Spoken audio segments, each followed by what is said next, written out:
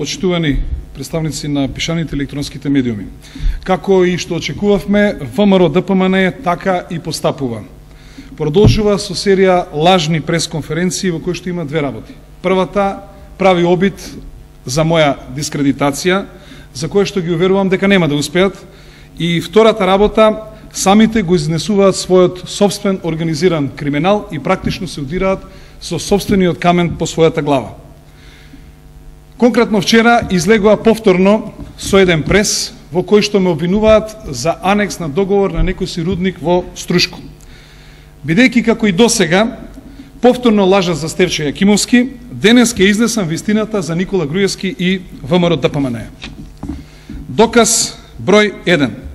Владата во која што е министер Никола Груевски на 27 декември 1999 година го дава рудникот во Струшко за јаглен на фирмата Дримкол, рудник за јаглен ДОО Вевчани. Значи не јас Стефчо Јакимовски, туку владата во која што седи Никола Груевски. Доказ број 2. Таа иста влада 3 години подосна пред изборите на 23 јуни 2002 година истиот тој рудник го дава сега пак под концесија на фирмата Дримкол Лигнит Доел, не сега Вевчани, туку Струга. Значи, најважно се што оваа концесија за новата фирма не ја дава Стефчо Јакимовски, туку повторно владата во која што седи Никола Груевски. Доказ број 3. Оваа фирма на 4 ноември 2003 година, односно 2002 година, во Битолскиот суд прави промена на своето име и сега е Дримкол Лигнит ДОО Струга. Значи, го менува своето име од Доел во ДОО.